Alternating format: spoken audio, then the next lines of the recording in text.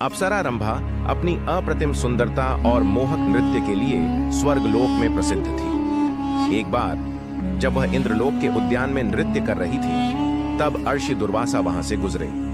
रंभा की मनमोहक अदाओं को देखकर अर्षि एक क्षण के लिए ठिठक गए, लेकिन तुरंत ही उन्होंने इसे अपनी तपस्या में बाधा समझा। क्रोधित होकर अर्षि दुर्वासा ने रंभा को श्राप दे दिया कि वह प्रेम में सफल नहीं हो सकेगी और जिसे भी वह अपने हृदय से चाहेगी वह उसे सच्चा प्रेम नहीं दे पाएगा। रंभा इस श्राप से व्याकुल हो गई, लेकिन उसने इसे अपनी नियति मानकर अपने नृत्य और सौंदर्य को ही अपनी शक्ति बना लिया। रंभा को अर्षि दुर्वासा के श्राप ने भीतर तक झकझोर दिया, लेकिन उसने अपने दुख को अपनी शक्ति में बदलने का निश्चय किया।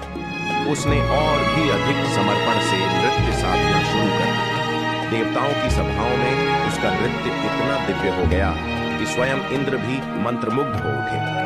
एक दिन असुर राज रावण ने रंभा को देखा और उसके सौंदर्य पर मोहित हो गया। उसने जबरन रंभा का अपमान करने का प्रयास किया, लेकिन रंभा ने उसे रोकते हुए कहा, मैं तुम्हारी पुत्र वधू के समान हूं, क्योंकि मैं कुबेर के पुत्र नल कुबेर की प्रेयसी हूं।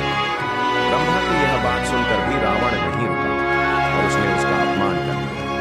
इस बात का परिणाम यह हुआ कि नल कुबेर ने रावण को शाप दिया कि यदि वह किसी स्त्री का अपमान करने का प्रयास करेगा तो वह शक्तिहीन हो जाएगा। यही श्राप आगे चलकर सीता हरण के बाद रावण के विनाश का कारण बना।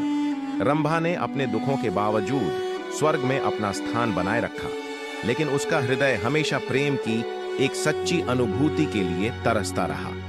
वह एक ऐसी अप्सरा बनी जो अपने सौंदर्य, नृत्य और शक्ति के लिए अमर हो गई, परंतु प्रेम की